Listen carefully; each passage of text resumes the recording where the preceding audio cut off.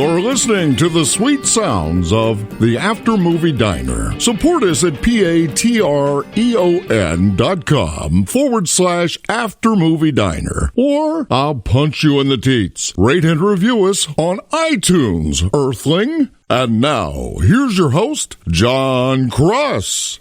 Well, welcome to this week on the Diner. Today, my guest is, as always, John Cross. Oh, no, wait, that's wrong, isn't it? Sorry, it's the other way around. So, wow, on this episode, instead of just flagrantly interrupting me, you are taking over the hosting duties. That's fine, mate. Well, it's about time. It's about time. Do you know what I mean? You had your fun. You had your go. Now it's my turn. You are performing, one might say, a coup on the After Movie Diner. Yes! Oh, how current. Yeah. How current. I imagine that you're going to emerge from the kitchen where you're currently standing, wearing a large, horned, furry hat, babbling some right-wing bollocks. Is it too early? Is it too early? I don't think it is too early, but I can't tell with the Americans. I can't tell if it's reading the room to joke about it. Yeah, no, I'm joking about it. Fuck it, I don't care. I feel like it's okay to joke about it, but I feel like other people think not, but I don't. Listen, a dude wearing animal skins and all over body tattoos marched into the highest place of government and just kind of wandered about a bit and took some selfies. I mean, I think to be fair, like the way I'm thinking about it, and I think it's just fair, is that if there had been any Democrat politicians in the building when they'd arrived, then they would have got beaten up. Do you know what I mean? They would have gone. It would have been messy. So I think the fact that there was nobody there doesn't necessarily mean that would have been the end of their intention. Wait, you're saying that these guys would have been bold enough and brash enough to actually physically rough up a politician? Yeah, I think so. No. Some of them hit coppers, didn't they? Anyway, let's not talk about it. It is what it is. I think all I'm saying is, I know there was a lot of Civil War-like reactions on social medias, and all I'm saying is if there is a civil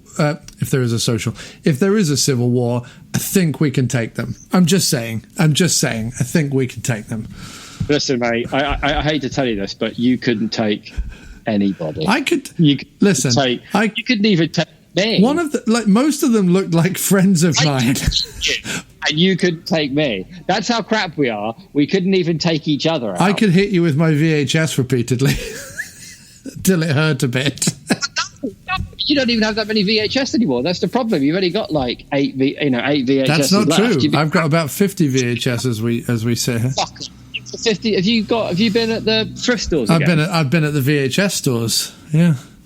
Now, let me ask you a question. Yeah. How many of those? Because there's a certain legitimacy maybe to some of them.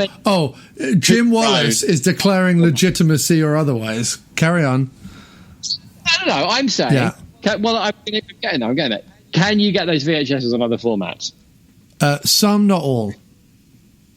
See, now the not all part, I'm with you, because I know that there are some you can't get on DVD or streaming or anything, and that's fair game. But if you've got Jurassic Park or whatever on VHS, then I feel like that's, I don't know, maybe there's something to it. Oh, he's about to start throwing stuff. Listen, mate, we have few listeners as it is. Let's not start isolating some of them by going, well, movie fans that have VHS that you can buy on other formats. What's all that about, eh? Let's not start with that. I was talking myself out of it. As well you should, mate. But interestingly, the movie we're covering this week, you've teed it up beautifully. With you think there's no method to my idiocy? I started. There is. Can I just point out that we seamlessly went from ludicrously attired right-wing gobshites to VHS to the movie of this week seamlessly. seamlessly. It was, mate. It was a joy to behold. Because, and the reason why I say this is, apart from a few foreign DVDs knocking about, this is one of those that I think is predominantly still only available on VHS. This cult classic with its built-in fan base. Listen, it is a little bit of a rare and hidden. I'm not going to say gem, but I am going to bury the lead a little, and I am going to say that out of all the Idol movies that we've watched so far, this is my favourite one.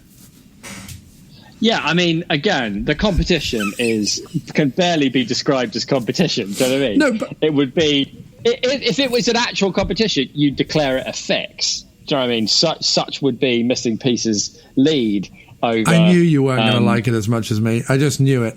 No. You're not. No, you got to hear me. I'm saying. Yeah. Right, to compare Missing Pieces to Burn Hollywood Burn, and I've even forgotten the name Splitting of it. Heirs. Splitting Heirs is like, that's just like, they're barely even movies, you know. Whereas Missing Pieces is a movie. No, I enjoyed Missing Pieces. I enjoyed it. Man. Yeah, so did I. So we are talking about Missing Pieces on this episode of the outrageously bad Eric Film. Eric Film. Hello, I'm Eric Film. Hello, I'm Eric Film. Tonight on the Eric Film bad season. No, it's. If we called it the Eric Films Idol season, I don't think, given the amount of effort that he puts into his choices, yeah. I don't think that's actually a bad title for it. Eric Films Idol season. No, but so it's the outrageously bad Eric Idol film season. And as a disclaimer again, just in case anyone is thinking like, whoa, you know, why are you having to go at Eric Idol? He himself has declared these films bad, except Splitting Heirs. We've declared that one bad.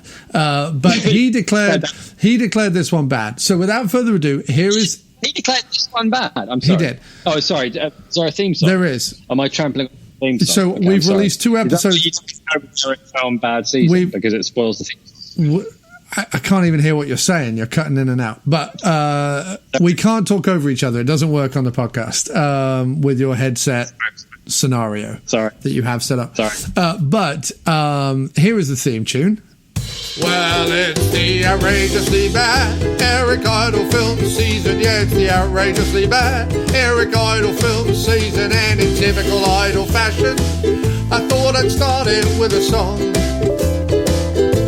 Nobody asked me to, but I need to make more references to penises and dongs. And some thinly veiled innuendos about tits that some might think passes for wit and ingratiates me with the LA set, who are quick to embrace me and quick to forget that I've made some truly outrageously bad films for some reason. Well, here's the after movie diner back to remind you with the outrageously bad Eric Idle film season. It's the outrageously bad Eric Idle film season. It's the outrageously bad Eric Idle film season. Outrageously bad.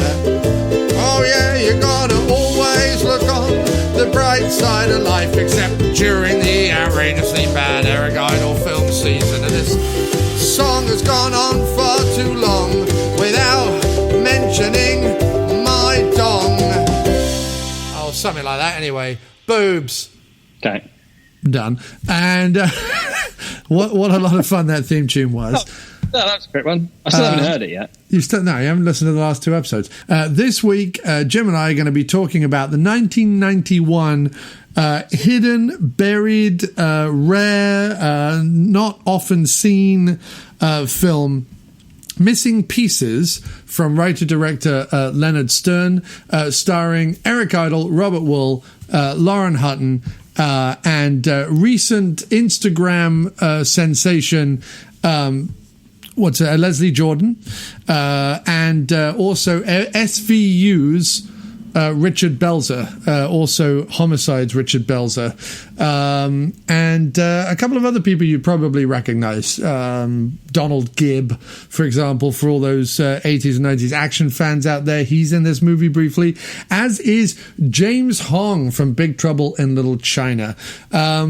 It's a knockabout. And Thingamajig, Q from Star Trek: The Next Generation, whatever his name is. Right. Yes. Who is that chappie? John James, Delancey. John, yeah, I said, yeah. John Delancey is also in this. So it's full of kind of comedians and New York character actors. It's a knockabout, mystery caper, road trip, thriller, comedy, slapstick, kind of New York sensibility, Jewish one-liners kind of thing. It's written, as I said, by a gentleman by the name of Leonard Stern, who's probably most famous for being one of the writers on Get Smart. Get Smart, which was obviously a seminal TV show back in the 60s that came out of the kind of Catskills comedian writing set of people like Mel Brooks and Sid Caesar.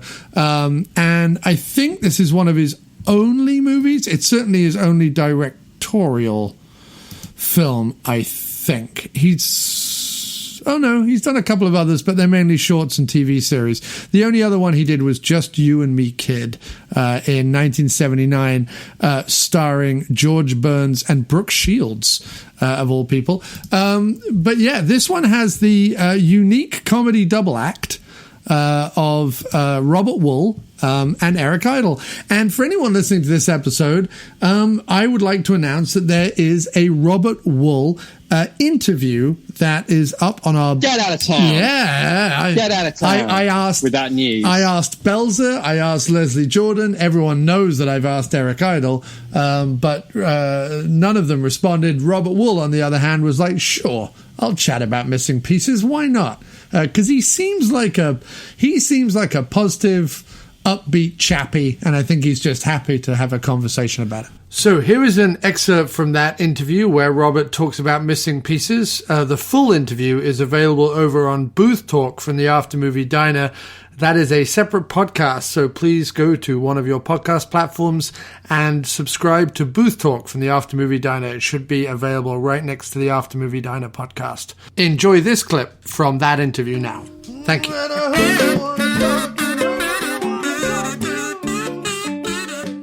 Thank you so much for doing this. Just a real pleasure to talk to you, and certainly thought that it would be interesting to talk about a film that I wonder if you've ever been asked about before, and that's Missing Pieces.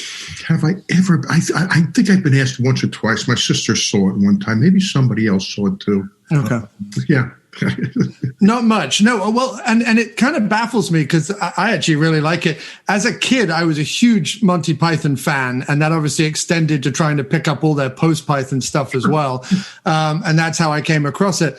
It's obviously relatively obscure today, but I'm fascinated, therefore, about the story behind it, because whenever anything kind of, especially in this day and age of information everywhere, when there's not information about stuff, it just makes it all the more tantalizing. How did you end up working on the film? It was post-Batman, and Aaron Russo, producer, who had produced The Rose, other films, he approached me and offered me the job, the idea of working with Eric Idle. And I obviously wanted to do that. Yeah. And that's pretty much it. I mean, that's I really didn't know that much about the script. I mean, it was basically, it was supposed to be like a Laurel and Hardy, Abbott and Costello type of thing. And that was, I don't remember much about it. I remember that, I don't remember much about the script. It was something about some missing, the guy who directed it, Lawrence Stern. Leonard Stern, yeah. Lovely man. Great guy. Terrific guy. He had done Get Smart. And he also was the creator, most importantly, of Mad Libs. I don't know. Are you familiar with Mad Libs? The old I'm stuff? familiar with them. Yeah. Yeah, that was him. He self-published it and made a fortune on that. So wow, he invented that. I did not know that. I believe he did. That fascinated me. I'm always fascinated by stuff like that. Yeah. But I didn't know much about. There was some terrific talent in the picture. I had a great time. I mean, Leonard was a lovely guy. Like I said, really gentleman. Again, I don't remember much about the one scene. I thought being fun. I only saw a rough cut of it. I don't think I've ever seen the finished product. Okay. Here and of course, what was great about it is meeting Eric and probably what I take away most about it is it started my relationship with Marvin Hamlish, who did the music. And we had a song, and I forgot what it was. It was sort of like High Hopes. It's a good High song. Energy. High Energy, whatever it is, yeah. So I like that. And I started a relationship with Marvin that continued. We worked together on a couple other projects and became very close friends. And so that was terrific.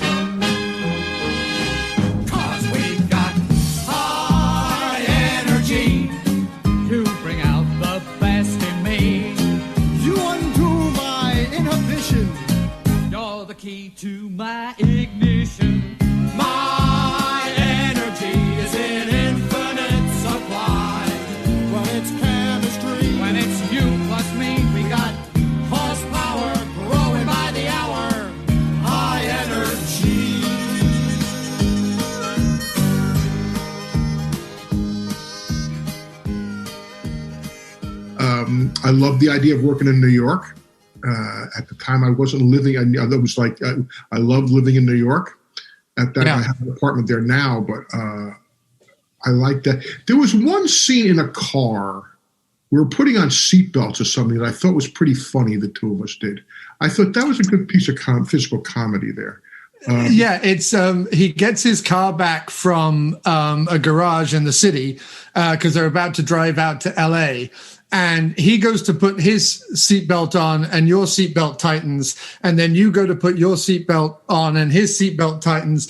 But the button to the scene is the funniest line because after you both eventually get your seatbelt on, I think you say something along the lines of, "Oh, he fixed the seatbelts then," and Eric says, "Yeah, they work much better than they used to," which is obviously the joke on the fact that they don't work at all. But no, there's some great little one-liners in there, and so Leonard, along with apparently creating Mad Libs, which I wasn't aware of, he had even worked on I think 2 of the later Abbott and Costello pictures back in the 50s. So he'd actually written stuff in this tradition before, and I wondered if that had come up or if that was even discussed on the set, or if you I do not remember. To be honest with you, I know he did Get Smart. I think he worked on I Love Lucy for many years.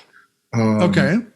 And as a writer, you guys are both writers. Obviously you've done a lot of writing, both for. I was great to find out that you had written some for, or certainly script supervised for the Police Squad series, but also wrote for Billy Crystal's now famous Oscar nights, which go down in history now as the thing you're trying to reach, right? The pinnacle you're trying to get to in terms of comedic award hosting. And so I wondered, and again, you may not remember, but I wondered if you and Leonard kind of bonded on, Eric is obviously this phenomenal writer from Python as well, whether you guys bonded more as writers or more as performers. Eric, I was more, I would try to push Leonard and question Leonard about stuff. And Eric would constantly remind me, be an actor. Be an actor. Oh, okay. Be an actor. Right. And that was very good advice. Probably should have taken it better than I did. Aaron was a big figure, and Aaron could control Leonard. Leonard, that was the other thing. He could bully him around a bit. Leonard, like I said, is a great guy. He's a sweetheart of a guy. Old school, very old school. But funny. I mean, he was good. It was. Hey, I got an opportunity. Looking back on it, it was a great opportunity. I made a couple of bucks. Not many movies I got to co-star in. I got to work with Eric Idle. Got to know a little bit. I don't really know Eric that well. I haven't seen him that much since then. It's something that if you hadn't brought up, I wouldn't be thinking about much. Lauren Hutton was in the movie. I unfortunately forget the name of the woman who played my partner. I remember a couple of people from Get Smart were in it, and I would question him about things in the script, Leonard. I remember saying, "Wait a minute, what happened to this guy's gun? The bad guy's gun?" And Leonard said, "Well, he left it up there." And I said, "How is that possible?" and yeah, I'm sure Leonard. I might have been. And do you remember how much? Yeah. You were maybe asking too many questions. You obviously come from a stand-up improv background. Not improv. Not improv. Oh, okay. Sorry, that must be a. When I say improv, I was never part of an improv troupe. I mean, in acting classes, you do improv. I would come up with lines. I come from a writer's point of view, and from I started as a writer and an actor, not improv groups. I'm not a Second City guy. I'm really not. I mean, I've done okay in them, but that's and I appreciate them because they're character based, and that's really what it's about. So, but not improv, really.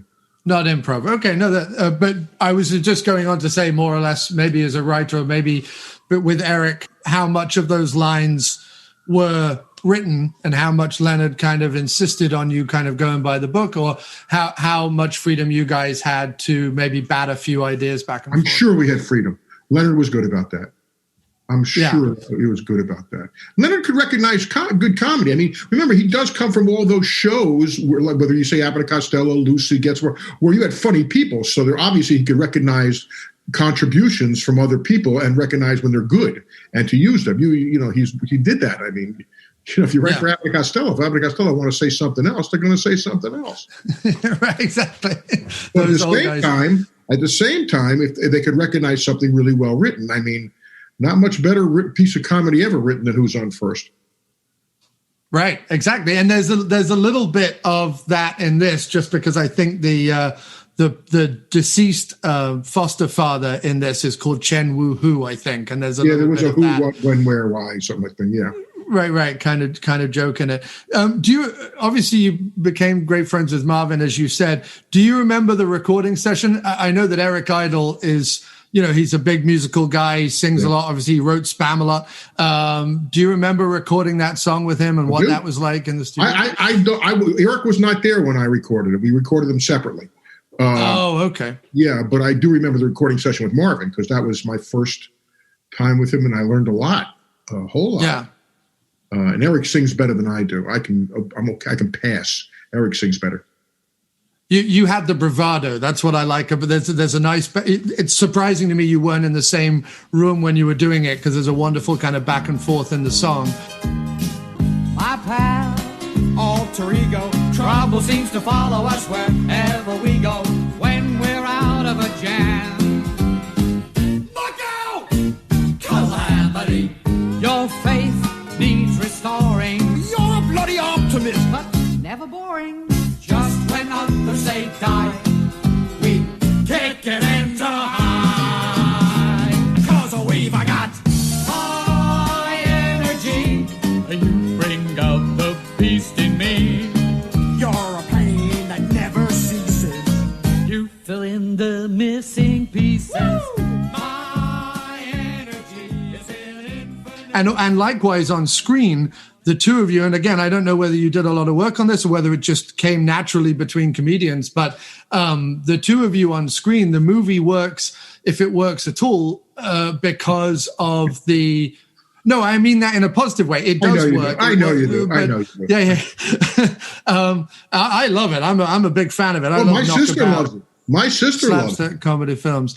But the friendship between you and Eric in the movie is kind of what holds the whole thing together. In fact, if anything kind of is an odd choice, it's the introduction of the females, because it doesn't happen until really late in the second half of the movie, and you're already invested in this friendship. Not that Lauren Hutton and the actresses aren't fantastic, but the friendship is what grounds it, I think. And you guys are great. I think you're probably right. Now, first of all, where did you see it? I saw it on VHS back in the UK years ago. As I said, I used to be a mad post-Python collector. And in the days that VHS was both very popular, but also slowly being taken over by DVD, all these VHS pop-up stores, much like Halloween pop-up stores here in the US, because I'm now in New York. I've been in New York the last 12 years. But all these pop-up stores would open up, selling off kind of warehouse loads worth of VHS. And I was able to get Missing Pieces. I got Odd Job, which was a movie that Graham Chapman did that no one's ever heard of. I got a couple of others, like B movies with Bruce Campbell in it that I'm a big fan of. So, yeah, I kind of got them in these sort of warehouse dumps that they would stick in these weird VHS pop-up stores in Guildford, England, of all places. So that's how I came across it. Yeah, I'm looking at I'm trying to find where could somebody watch this now. It says HBO video now. I'm just trying. So what's weird, Robert, is we're doing an Eric Idle season as well as doing interviews. We also do a podcast and reviews and various other things from my website, aftermoviediner.com. And we're doing an Eric Idle season right now, which is where this movie came up and why I reached out to you and Eric to see if you wanted to talk about it. And within 5 days of us releasing our last episode, someone, and I don't know who, has uploaded Missing Pieces onto YouTube. So it is on YouTube now in 2 parts. It is there if you want to watch it. I might do that one day. I mean, I generally don't. I'm just watching and seeing where it says we got 33% of Rotten Tomatoes, which is okay. A third of the people like it.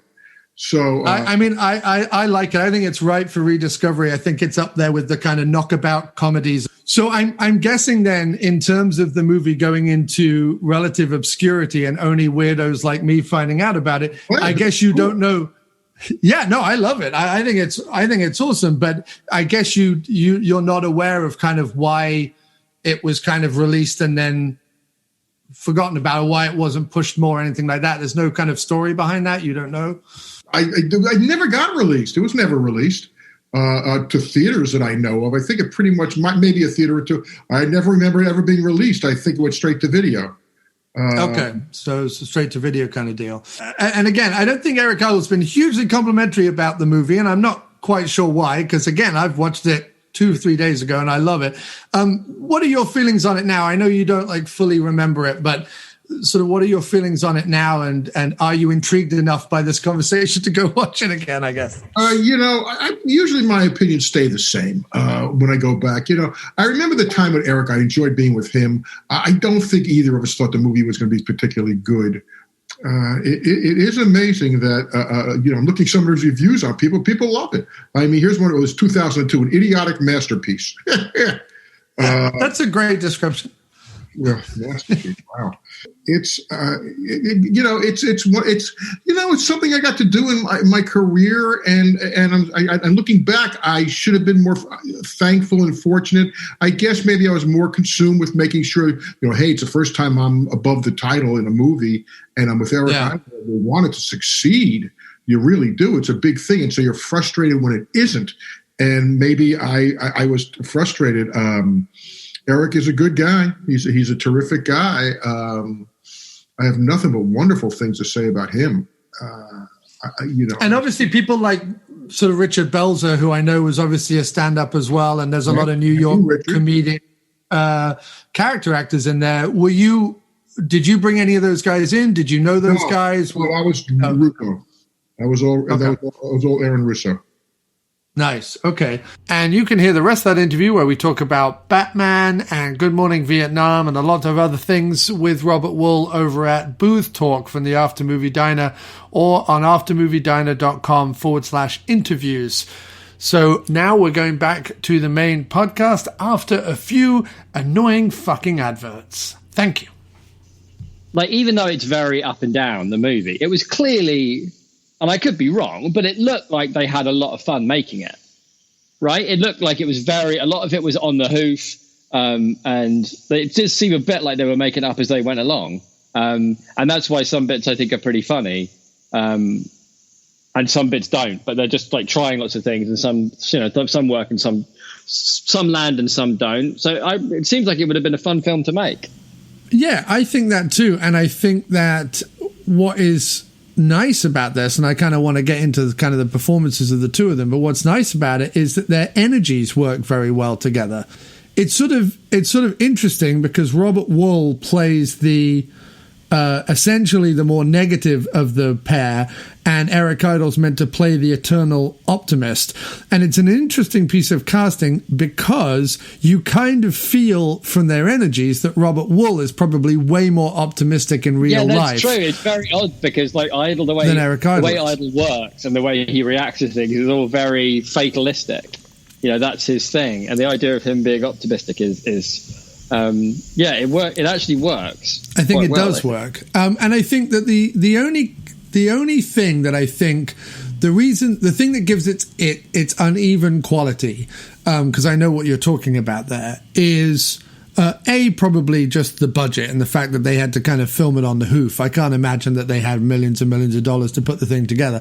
But the other thing is, as this guy, Leonard Stern, has been, a writer since, I think, the end of the 50s, there is that thing of certain sensibilities and certain jokes.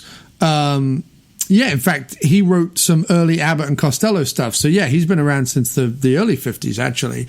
No, but the reason I bring it up is that it feels to me that the very verbal, like I say, Catskills comedian, New York style one-liner comedy that, to be fair, Robert Wuhl handles mostly in the movie, that still plays in 1990. Like, that still works as a kind of patois, right? Eric gets a couple of good gags, and the one about him goes into the bathroom and there's loads of pills in there. And he goes, I need them to sleep. And Eric goes, what do you do? Count them? And that was a really good joke. Right. Really, really good joke, and it lands really well. And there's even though it's like, it's obvious, the only reason that they have, like, can they have an aspirin in the scene before? And the only reason that Eric Idle has, like, I've got a tension headache coming on. And the only reason they go to the bathroom and there's loads of pills in there. All of these things, like, I don't know how much movie time and setup and effort goes in, but it all goes into that one joke, and it's never made again, and they never talk about headaches or illness. No, it's not like a character thing. It's only there for that line, and I think that's wonderful. But it is wonderful. But also, if the setup was slow and turgid, then I would agree it would be a problem. What I love about it, such a great opening. It's got a brilliant opening. Is the pacing is so nice and funny, and what it means. So nice and fast, and what that means is that if a joke doesn't land, don't worry, there'll be another joke coming along soon. And actually, sort of in terms of the verbal wit, the closest you kind of can make the comparison to is something like a Woody Allen. It has that kind of. Eric Idle has a very like nebbish vibe all the way through the movie. Right. I think what's funny is it's also combined with a lot of slapstick. So slapstick is the other predominant humor in it, along with, as I say, the kind of New York verbal humor. And while the slapstick, sometimes works, sometimes doesn't, I think that's actually more down to the fact that I don't know how deft physical comedians these guys are. I mean, Robert Wuhl certainly has a looseness about him that works well. People has a certain kind of there's a certain gangliness, which I didn't notice until this movie. I've never thought of Idle as a. There's a bit of it in Splitting Heirs when he's like dressed smart. His arms are a bit weird and he's a bit gangly and a bit of an odd looking bloke, actually. But I've never thought of him that way. But in this movie, up against Moranis, he kind of looks ganglier because Moranis is obviously very short. I suppose so, yeah. But you know what I mean? In this one, the way he runs and the way he walks and the way they dress him, they're definitely they're not making him out to be like a distinguished English gentleman, especially with whatever the hell is going on with his accent, which is all over the place. In another like delightfully entertaining Right. It's a shit. But no, you think about the setup of the sequence in the bathroom, right, where he has the water pick going and the phone going and all that going on at once. He does it very well. I'm not about to say that he doesn't try his damned hardest to make that scene work, but there would be, like, if you think of Steve Martin doing that scene, for example, there would be a lot more comedic physicality to it, or a Peter Sellers, there would be a lot more comedic physicality to it. And Eric Idle... No, you're right, because actually the funniest bits in that sequence particularly are the bits when he's matter of fact, when he just puts it in the pocket, or he puts the phone in the toilet for no reason, and it's just the way he does it in quite a matter of fact way. Those two bits of the scene really land. Other than that, you're right, it's a bit laboured, which it wouldn't be if it was like a Steve Martin or somebody. But those two bits land really nicely. Yeah, so it makes it work. And that's what I kind of feel like the whole film is like that they're letting them fuck around with it a bit, and they just like if it doesn't work, like you say, if it doesn't work, there'll be another bit along in a minute. That's what's great about the opening, right? The opening sets it up because bits of the opening are really, really funny and bits are a bit laboured and don't quite work. But it happens so quickly. Idle and Wuhl running, from different bits of New York towards the same place, and you don't know how they're related or anything. It just sets the tone for the movie. It's just like, this is going to be breezy, it's going to be fast, bits of it are going to make you laugh. Don't worry if a bit of it doesn't, because there'll be another bit along soon enough. Yeah, it definitely slows down and becomes a little less interesting once they get to Los Angeles, which is sort of the second to third act of the movie. Yeah, it's almost a bit of a shame that they didn't shorten the New York bit, shorten the LA bit, and stretch out the road trip bit, which I feel like I was kind of looking forward to. I quite like to see these two on the road and getting into scrapes and whatnot. But I thought in a kind of a Bing Crosby and Bob Hope. Bing Crosby and Bob Hope, the road movies. Yeah, like that kind of a vibe. I was kind of looking forward to that, and I thought it was a bit of a shame that they. And don't get me wrong, like the thought of fuck it, we'll just like put a duet between the two characters singing about what their characters in the movie are over the top of a montage of them driving, which again had some really funny bits in it. Like the Idle falling asleep on the electric window thing was funny. Them falling out of the car was funny, but it did seem like a bit of a shame because, like you say, once they got to New York and it was like, oh, we've got to get a magic dagger, but it's in a clock. You mean once they got to Los Angeles? That's Los Angeles. Sorry, yeah. You know what I mean? And all that stuff with their I know it's all like a MacGuffin, but I felt like it was a bit. If it's just a MacGuffin, then why make it like complicated? Why make it a mystery about like where's the clock and the dagger? And like I didn't give a shit about any of that, and I would far rather have had an extra half hour of them on the road, and they get to Los Angeles, and then there's a bit of trouble, and they get into a bit of a scrape or whatever, and then they end up with the dagger and live happily ever after. Brilliant, But anyway, yeah. Although I have to say, because yes, it ramps up to what I would call a more traditional 80s or 90s comedy ending, which is where you kind of somehow blend comedy with action. Like when you think about, Who's Harry Crumb or, and any of those 80s and 90s comedies. And to be honest, off the top of my head right now at 11 o'clock, and I can't think, but there are plenty of 80s, 90s comedies that skirt the, comedy, mystery, action genres, and normally build to some kind of slapstick and or full-blown action finale.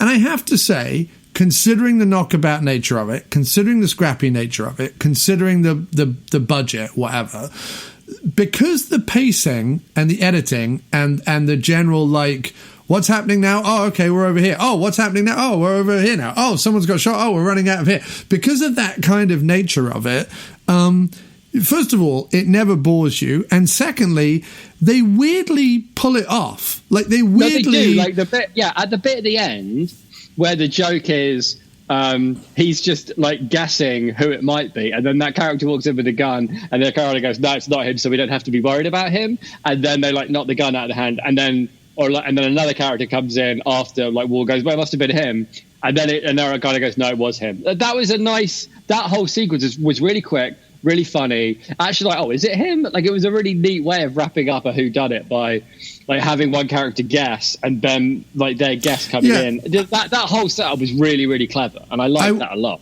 I would have to say the thing that is one plot line too many is the romantic subplot with the two women. That was so weird because it was also a non-plot.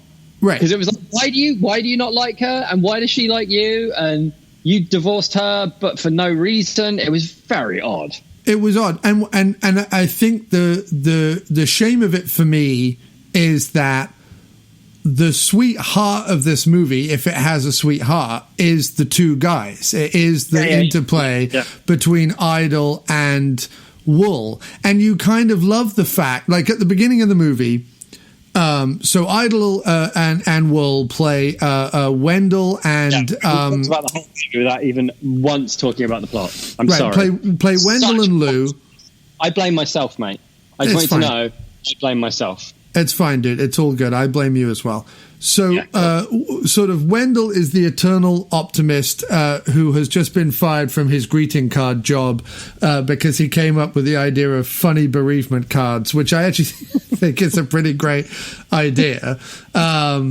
And Robert Wuhl is Lou Wimpole, who is a cellist. As well, Wendell Dickens and Lou Wimpole. These are terrific names for lead characters. Yeah, right off the bat, I'm already entertained by them. He is a cellist who's trying to get to play with the New York Philharmonic. And the whole opening sequence is them trying to get to his audition, which he bungles spectacularly. But what is immediately apparent from the get-go is their friendship and they're kind of, and they're not even like mismatched necessarily. You understand why these two guys are friends, but you also understand why no one else would be friends with them. Like they work together, but they don't need like a bunch of people around them. That's true. And what's, and I'm immediately a sucker for that. I'm immediately a sucker for like a good friendship pairing where the friendship itself does, like, at no point does the movie feel like it needs to put the friendship at jeopardy. Like they don't need to be at odds with each other or whatever. And there's no needless conflict. The conflict is all external. The unity of the two of them is what's paramount. And that's why when they introduce the ladies later on when they get to Los Angeles, you understand why they do it just because of film convention. But at the same time, you kind of go, you don't really need any of that. Like just get them to LA and have them do more slapstick in various different scenarios until they get the dagger and the movie. You know what I mean? The fact that they end up with two women almost to me spoils it, because I'm like, oh, I was kind of looking forward to them living together and being, a mad odd couple in an apartment together. I don't need two women involved. And again, nothing against the women who are perfectly fine in the movie. Just it's one thing too much. So basically, interestingly enough, Eric Idle is playing another orphan after our discussion last week about... That's true, yeah, which presumably wasn't his suggestion or anything, because it's reasonably key to the plot. And the joke at the beginning is that he's had lots of foster parents, but rather than being moved around lots of foster parents, they've all died while he's been around them in various ridiculous ways, which is another great scene in the lawyer's office, played by Leslie Jordan, where he's going through how they all ridiculously died. I especially like Mr. and Mrs. Maserati, who were killed by a Maserati, funnily enough, which is like an obvious joke, but also kind of he pulls it off pretty well. One of his foster parents was an Asian gentleman by the name of Chen Yu-hu. And they almost evolve into the who's on first gag, but luckily keep that to a minimum. But Chen Yu, who couldn't adopt him because he was gay at the time, because he was gay and that wasn't allowed at the time, but did love him, and Wendell loved him back, and they were this great father-son thing. And he has now died in mysterious circumstances because Wendell finds out that he was drunk at the wheel of a car, which is something that he would never have done because he wasn't a drinker, and or a driver. And he has been bequeathed a riddle, which sets them on a path of which I also like that mad cappery. But literally none of that makes any sense. Why he would send him a riddle through a lawyer to find a dagger in a clock that he sold to a lady, and he did all this before being like killed by surprise by somebody who wanted a dagger. Like, why was that? Like, not that it matters, it doesn't matter in the least. It's all just a pile of nonsense, and I quite like that too. It's like people getting murdered, driving cars off cliffs, shonky post-mortems, it's all just like throw it all together and who gives a shit. And I quite liked the energy of that, but it was all. But the only thing I would say, right, against all that, I did quite like that they obviously didn't give a shit about any of it, which does in itself lend a certain jaunty charm to all the proceedings. Like, who cares, I don't know. It has 750% more plot than the last two movies we've watched. Well, no, that's true. But what I'm saying is, yes, that's true.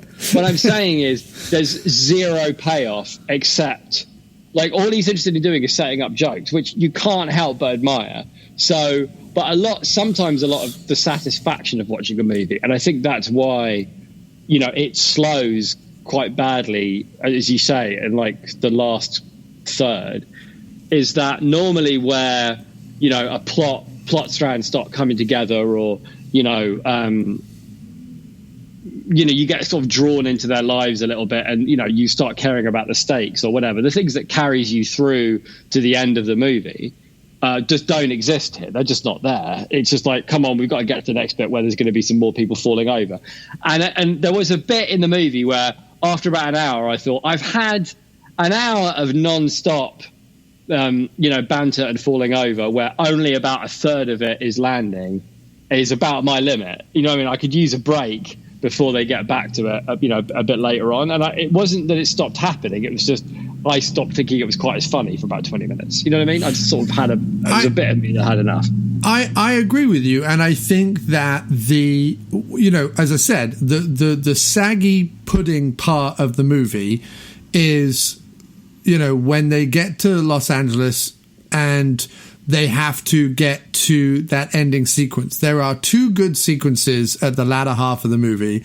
One is in the asylum/morgue with the German doctor, where he keeps asking questions and has to keep going back to the filing cabinet.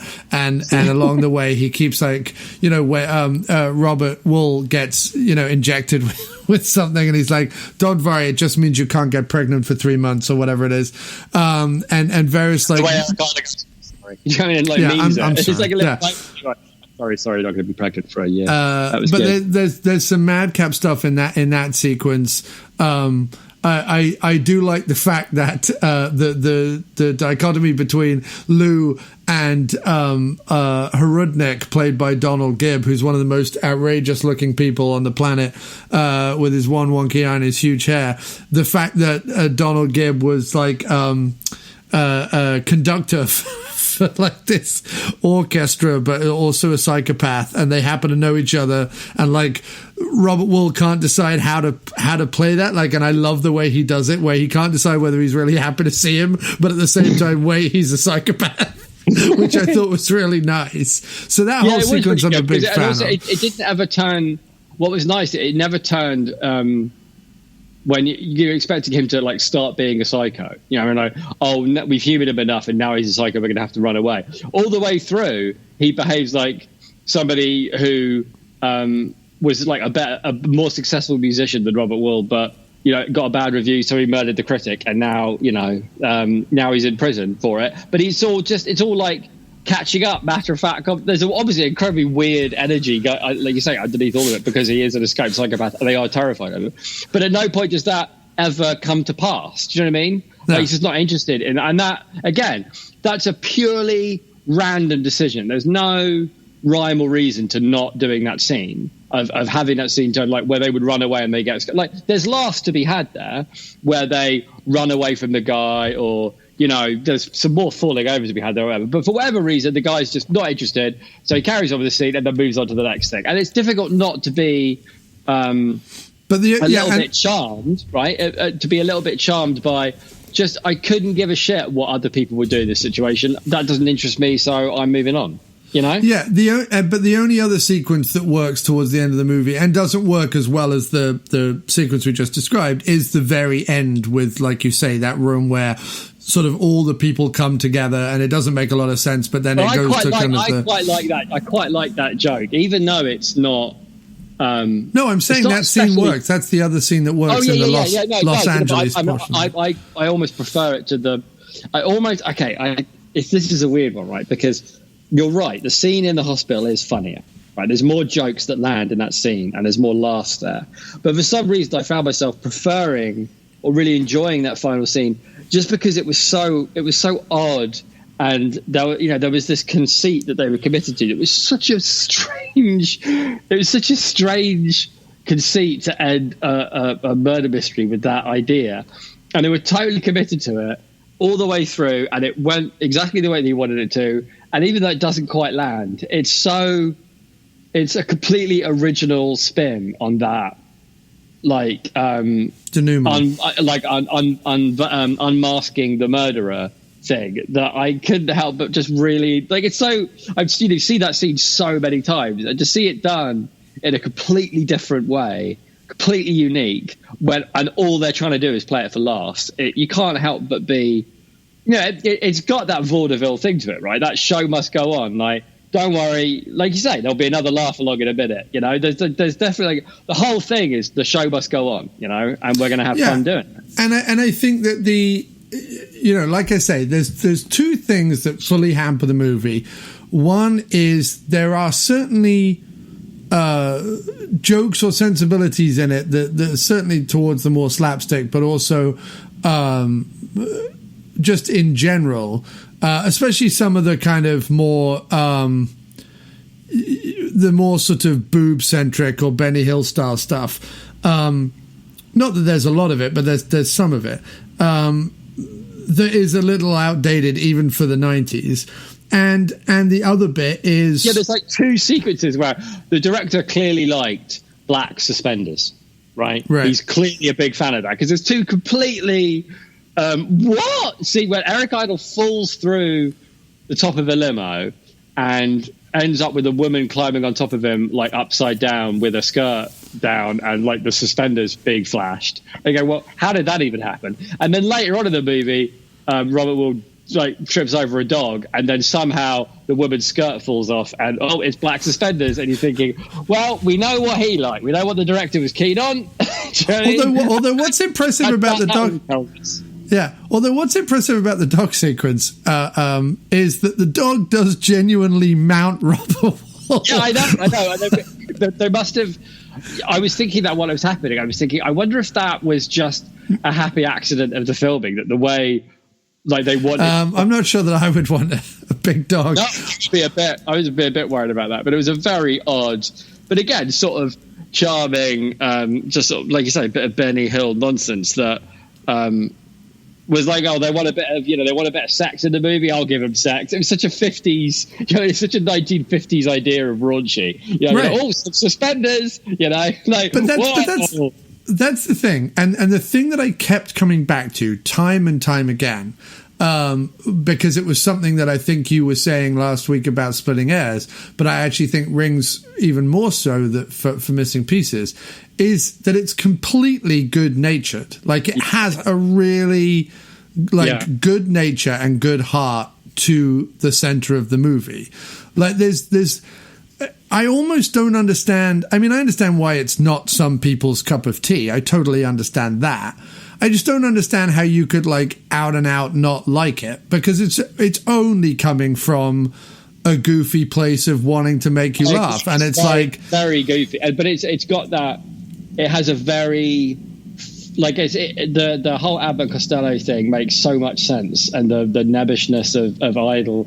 It has a very vaudevillian 1950s knockabout, just keep them laughing. There's a professionalism to the idea of it's up to us to pack as many jokes in as we possibly can. That's the professional thing to do here, is to try and be as funny as we possibly can. And it features one of my favorite comedic / action sequences, which is the brilliant idea of them getting hooked onto the bumper of a getaway car, which is actually like legitimately good sight gag.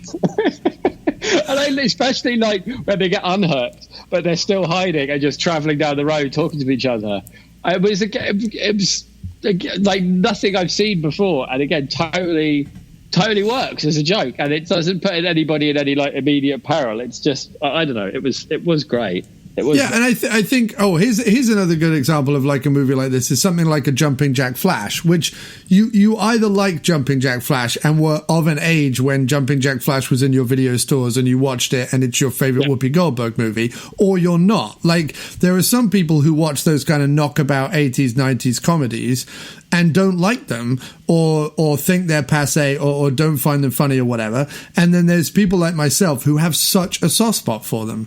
And I would totally put, there's another movie which we covered on our Gene Hackman New Year's Eve show called Loose Cannons, which is... do you remember our friend Milborough? Yeah. So our friend Milborough, who... Cy Milborough, yeah. Yeah, Cy Milborough, God love him. And he was always a bit absent-minded. And he recorded Loose Cannons on VHS, like off telly one day, I guess. And then when it came to him, he was probably distracted by a bee or whatever. And then when it came to writing down the title of the movie, he couldn't remember. But he knew it was like, and instead of thinking like, because Loose Cannons is like, that's a phrase, right? So instead of thinking of like another phrase that's similar to that, I can't think of one right now, but instead he went with Stray Guns. And you go, yes, Cy, yes, Milborough, so close. At both counts, like each word is unbelievably close. So how did you not get to Loose Cannons? Yeah, well, it's not.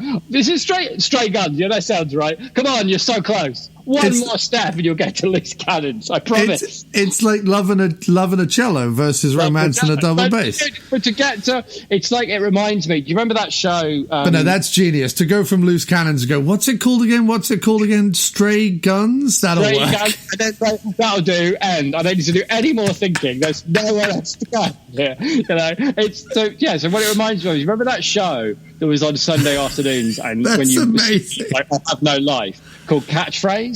Yes. Catchphrase. See what you see. If you see it, say it. And with it would have, Roy Walker. Roy Walker. And you'd have like things on a screen. Yeah. And you'd kind of like guess what the things on the screen were, like what the catchphrase was. It was charades. But basically charades. Pictionary. Like very cheesy computer-generated imagery from the 90s. Pictionary. Right. And it was... And what it was, like, the phrase was surfing the net, right? Right. This is where we... But that was the catchphrase, was surfing the net. That's what this guy had to guess, right? And there's a robot, right? It's so fucking lazy, the show. There's a robot on a surfboard, right? Surfing. On the waves, right? On the waves is the massive word net, right? That's what's on the screen. Oh, wait, so they didn't even do... No, they didn't know. They didn't even do an actual net. They just had the word net, right? Wow. Okay. The guy's like, "Here you go for the grand prize. What's the clue? What's the catchphrase? Tell us the catchphrase. Say what you see. If you see it, say it." And the guy goes, "Surfing the, no. Surfing the, no. Surfing the, no. I'm sorry, I don't know. Just say the word. There's only one word on the screen. Say the fucking word. Just that, and it's over." So that's just what it's always tickled me that sometimes just say the word, go that extra mile. Just go that extra mile. But Loose Guns to fucking hell. Stray Guns to Loose Cannons. Yes. Take that step. Take that bold step. That bold step. Just say the word. Say what you see. Make Roy Walker smile. That's what it's all about. Well, that's what it's all about. I love to make Roy Walker smile. But such a random diversion. But no, there was some of these movies that like I say, they cross the kind of action comedy, whatever. They're normally a double act or a solo act. You've got, sometimes they go a little mystical with something like a Golden Child, sometimes they're whatever. But there's a whole bunch of them at the end of the 80s, early 90s. Golden Child, you're right. There's a whole bunch. And we used to love them. There must have been like a mid late 80s kind of boom when we were between like 10 and like 13, 14. Yeah. And that's, they were all like that. And they were very, like exactly like you say, they were very good natured, very breezy. They had like a story, so you were hooked in. It wasn't just like we will make you laugh. It was funny people being involved in like in an adventure like that. And that's what those movies were, And look, they're all an extension of, Abbott and Costello meet Frankenstein or whatever, and then later on something like the Pink Panther series, because what you do is you take a well-known genre, i.e. detective film or action movie or whatever it is, and you just put comedians in it and go kind of, yes, riff on the genre, but also be in the genre. You know what I mean? Like Fletch is a legitimately good detective story / action movie, but it has an incredibly comedic central character with lots of like slapstick dress up and so on. But the actual like plot of Fletch is, nicely thought out and well contained. And yes, no one's going to say that the plot of Missing Pieces is, well thought out or nicely contained, but it is enough of a MacGuffin. It's enough of a MacGuffin that any of like the Indiana Jones films have a MacGuffin. Like it's enough of a MacGuffin that everyone, what does everyone want? They want the dagger. Where's the dagger? Well, the only person who kind of knows where the dagger is has a riddle. Do we know what the riddle is? No, not yet, but everyone's going to find out. And everyone's chasing the same thing. And there's going to be people trying to bump you off along the way. And there's going to be a road trip. And you're going to sing a song. And someone's going to fall over. And her skirt's going to fall off. And whoops, mummy. And, and then we're going to end with a bit of an action sequence. And then at the end, everyone's happy and all together again. And to me, I just find that utterly charming. And while, if you're, and I legitimately think if you're a fan of, Who's Harry Crumb and Jumping Jack Flash and Loose Cannons, although that's another rare one similar to this one, but Golden Child or any of those, all of which are perfectly decent, none of which I would say are like 10 out of 10, but they're all, well, I mean, Who's Harry Crumb maybe, but like all Who's the Harry others... Crumb is nearly perfect. All the others I would give like a nice solid 7.5 out of 10. Like they're perfectly good. To be fair though, and I think that there's, because listen, I'm in total agreement with you here and I'm not arguing, but I would say the thing about The Golden Child and Who's Harry Crumb and Stray Guns. Stray Guns. Forever called Stray Guns now. They all have central plots and storylines that hang together that are in their own right entertaining. Now, if you were to watch those films without those funny people in them, you would still be watching a movie. And I don't know that Loose Cannons does. Loose Cannons is involved a porn tape that has Eva Braun in it. Listen, I don't think I've seen it since it was called Stray Guns. Okay. But I would say that I don't know. I think you need to rewatch them to realize just how shaky some of the plots are. I'm saying, but this is very much like we need a movie as an excuse to have some slapstick and some silly one-liners and have a good old like. It seems to me to be far closer to that Bob Hope, Bing Crosby kind of a thing. But with a certain kind of breezy. All I'm saying, and by the way, this is because I actually think Eric Idle's really good in the movie, and I think Robert Wuhl is really good in the movie. They're both, it's easily outside of Python like the best thing I've seen Idle do. They're both very good in the movie, but I'm just saying if this was, I don't know, off the top of my head, Steve Martin and Dan Aykroyd or whatever, and I'm just picking a pair from like Saturday Night Live. If it was Steve Martin and Dan Aykroyd, would it be the Steve Martin, Dan Aykroyd movie everyone remembers? No. But would it be like second tier Steve Martin, Dan Aykroyd? Yeah, totally. Like completely. Is it Man with Two Brains jerk level? No. But it would be like the secondary tier, which weirdly, Who's Harry Crumb, when people talk about John Candy, when most people talk about John Candy, Who's Harry Crumb is not their go-to. You know what I mean? Like Uncle Buck and others are more their go-to. For me, though, Who's Harry Crumb Crumb is the beans. For everyone else, it's kind of a second tier John Candy. But for me, it's the beans. And it's like Tom Hanks and Volunteers. It's like most people, when they think of Tom Hanks in the 80s, they think of Turner and Hooch and Big. I think of The Burbs and I think of Volunteers. And for me, Missing Pieces perfectly fits in with what everyone else would consider second tier, but for me has a much warmer place in my heart. And I think if you had, a Tom Hanks, John Candy, Steve Martin, Dan Aykroyd, some kind of pairing that was more popular than Idle and Wool, I think this movie would at least still be known.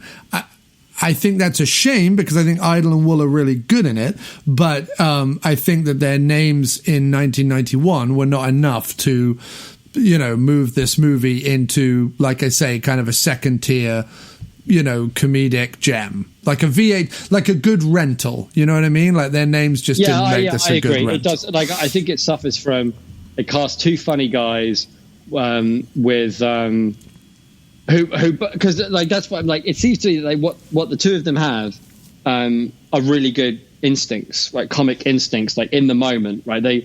They're clearly like making a lot of choices in the moment. Some of them come off and some of them don't, but enough of them come off that I can see why he cast the two of them. And because, as you say, they have this really interesting energy. And you can believe, like, it's not often that you put two actors together and you believe they've been friends for years. You know what I mean?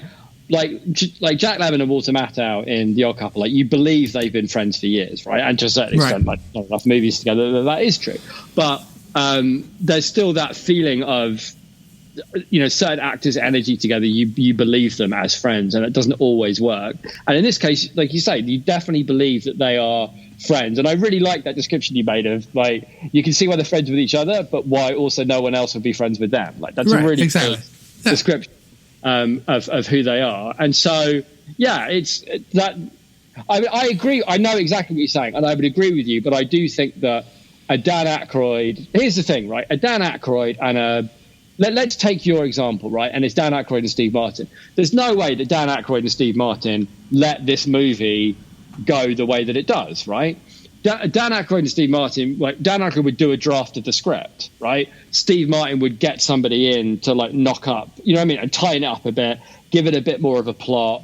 You know what I mean? Like, drag it a bit more kicking and screaming into the 80s so that it does have a bit more of a golden child. Like, it would be a magic fucking dagger or, I don't know, something, right? But like... it'd be a dagger that UFOs left here for ghosts to find or something. Yeah. But like the same, like with Real Men's a good example, right? Ritter and Belushi are not big enough to push around what is a weird script. But I bet if it had been Aykroyd and... Murray, then they would have pushed it around and they would have got rid of most of the things that we really love about Real Men. Because I was just about to bring up Real Men. Right? But do you see what I mean? Like, as in, neither Idle or Wool have the clout to like start throwing their weight around. Like, this is going to damage my career. This is too weird. Both of them are like. Idle's like, I don't care. I'll give it a go, sure. And Robert Wuhl's, again, clearly, like, they're both like, yeah, we'll give it a go. This bloke's written for Abbott and Costello. He's got a very clear idea of what's funny. He thinks we're going to be good together. Let's get together and make a movie. And then that's what they do. And it's impossible not to be charmed by the slightly, now that I think about it, like Roxburgh, Farley-esque kind of nature of proceedings, like that kind of knockabout. You know what I mean? That kind of knockabout energy of it. And I feel like had it been the people that you're talking about, I think it would have been a more polished, more professional thing where a lot of I expect some of the stronger gags would have remained intact, but that slightly anarchic energy of it would be gone. And that would be a bit of a shame, I think, because there's enough Who's Harry Crumbs and Jumping Jack Flashes in the world. There's not that many... such loose, it's louche is what it is, isn't it? It's a very louche movie, even though it's, quite knockabout. Louche knockabout. They've invented a new genre, louche knockabout. I don't know how louche it is, but it's loose. It's stray. Loose. Let's say it's stray. Yeah, it's stray knockabout. But no, I mean, you're right to some extent. I also think that... again, like the reason why I brought up Golden Child and Who's Harry Crumb and stuff like that, just to be clear, is like those are not again, those are not the movies that people think about. Like when you think about John Candy, it's normally like Trains, Planes and Automobiles or Uncle Buck or something with a bit more polish. But the thing I like about Who's Harry Crumb is it is loose and knockabout. Yes, there's more. No, that's true. That's fair. That's fair. I know what you're saying. That's fair. Yes, there's more like strong gags in it, potentially, but it's that loose knockabout, freewheeling. 1 minute he's dressed up as this guy doing a funny voice, next minute he's doing that. Gags that don't make any physical sense, like him, revolving around on the ceiling fan, but are also hilarious. Like there's stuff like that. And I just think the Missing Pieces fits in there. And the only point I was trying to make was that not that they're not great, but if this had someone who is a little better known from the 80s in it, it may have not completely disappeared into obscurity. And like be aware that this movie, like on IMDb, it only has 223 star ratings on it, right? Which is for IMDb is very, very, very, very low. On Letterboxd, where even the rarest of movies that I know about have multiple reviews, Missing Pieces has one other review.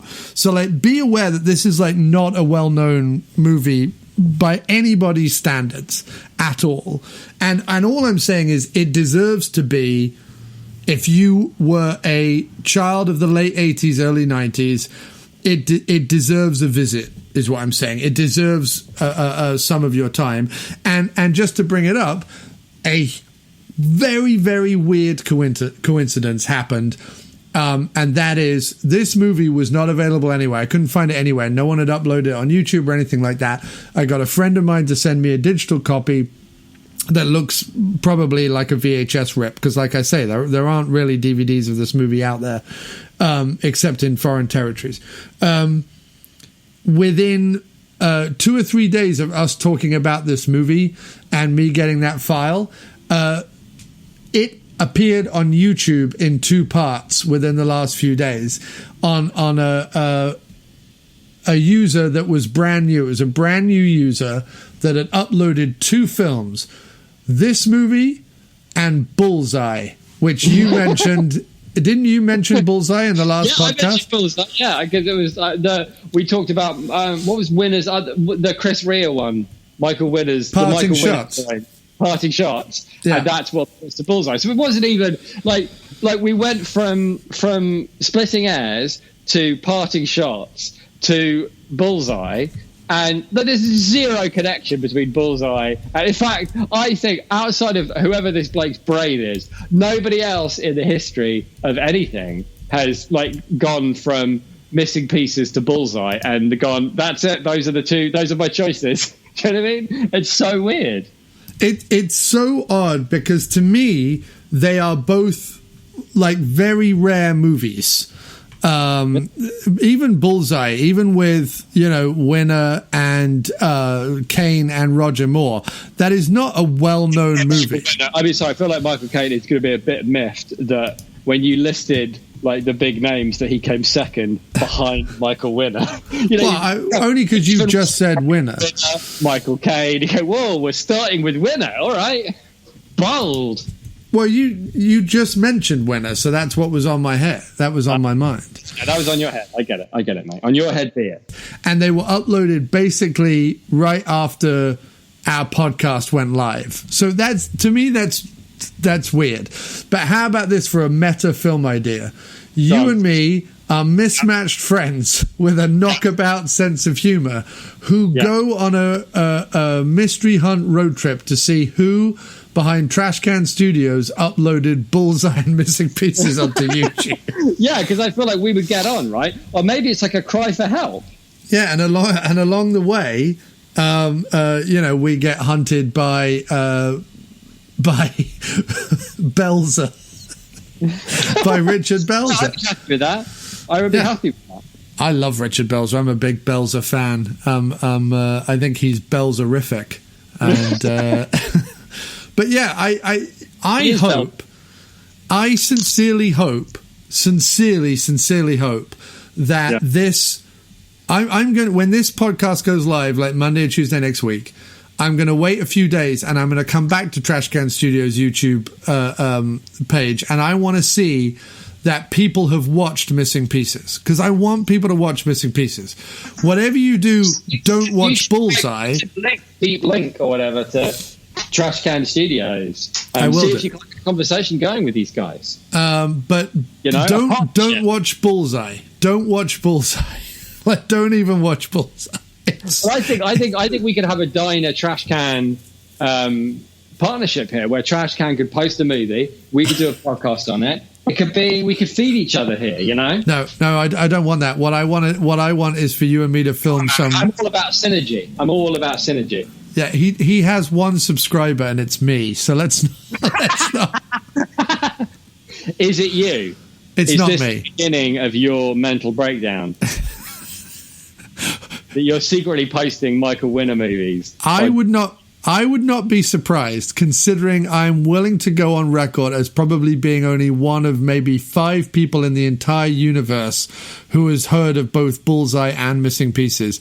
I would not be surprised if, akin to Stephen King's Dark Half, that's exactly what I was thinking. I have a malevolent ex-twin demon who is uploading movies onto YouTube in order to freak me out. And it's not another real person. It's my darker half, as it were. And I just don't know that I'm doing it, and I'm suffering from massive blackouts, and I don't even know that I'm suffering from them. And I live in some sort of David Lynchian nightmare to always be followed around by the likes of Bullseye. That would explain a few things currently happening in the world, and the fact that I am only, you know what I mean, a part as your like occasional special guest on your podcast in this mad demon realm that you've constructed. I don't know how to feel about that. I might need a little bit of time. Well, not only that, Jim, but if you think about it, we haven't seen each other in person in like 9 months, 10 months. And you could be, because you are just now an image on a screen, you could be a manifestation. That's true. This could all be happening. Yeah, that's a good point. I might not even be real. I could have dreamt you up. Yeah, God, imagine just being the dream of Crossy.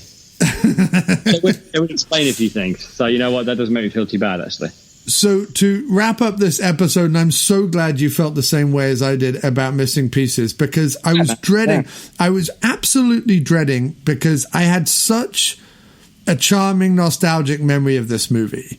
And I was so dreading putting it on and being like, oh, fuck, it's awful, and my memory is bad, and whatever.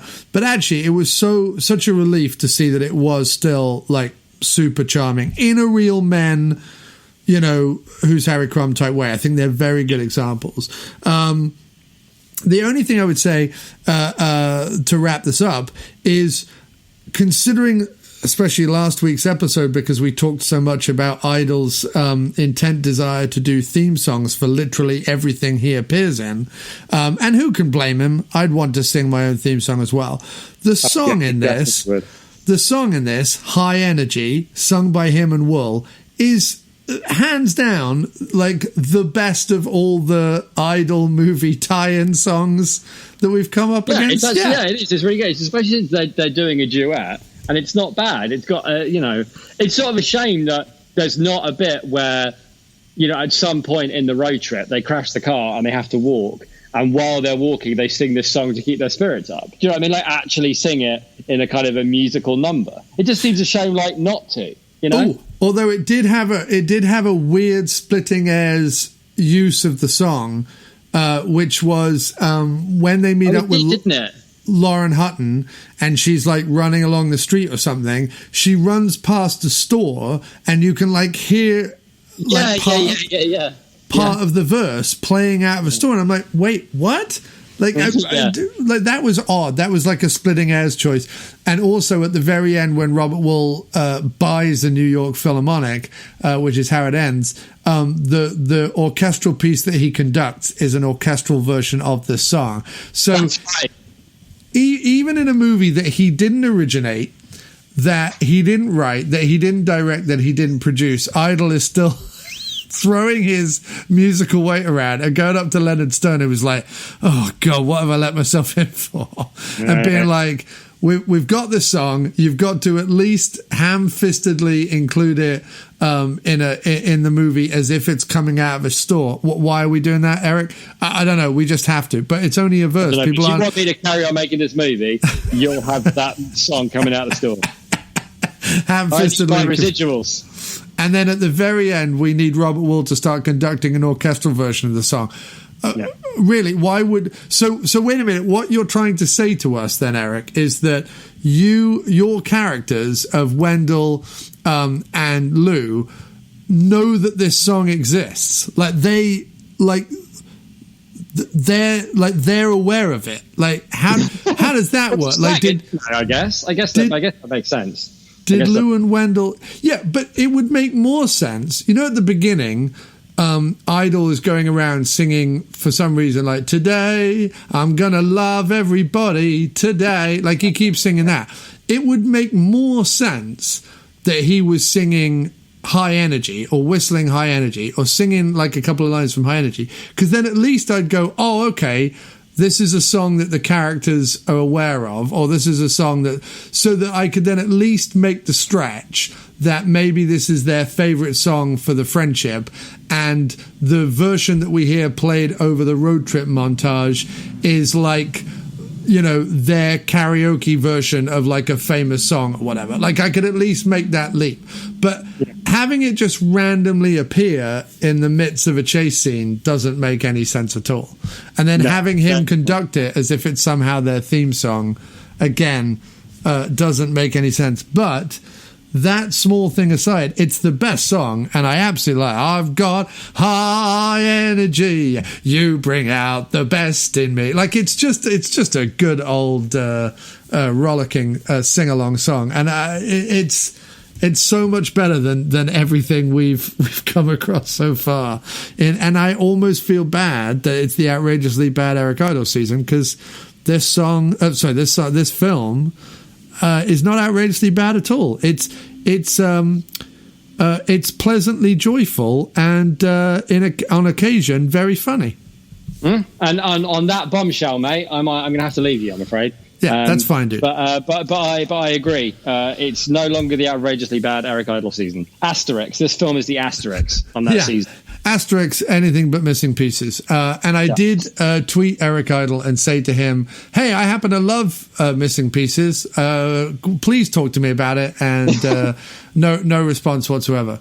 Robert Wuhl, on the other hand, was like, sure, I'll talk to... And again, bringing up the whole fact, Robert Wuhl is the true optimist and the realist, and Idle is... I think that's fair, mate. Negative. I think that's fair. All the best. Thanks so much for doing this. Take care of yourself. Don't work too hard, and have a nice weekend. Cheers, man. You too. Take care, man. Fun as always.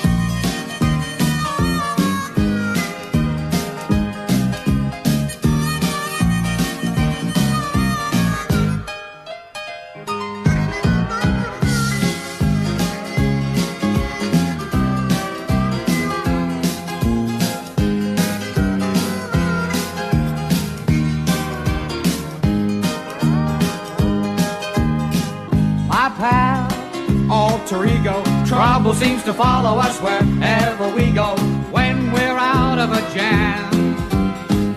Look out! Calamity! Your faith needs restoring. You're a bloody optimist. But never boring. Just when others say die, we kick it into high. 'Cause we've got high energy. You bring out the beast in me. You're a pain that never ceases.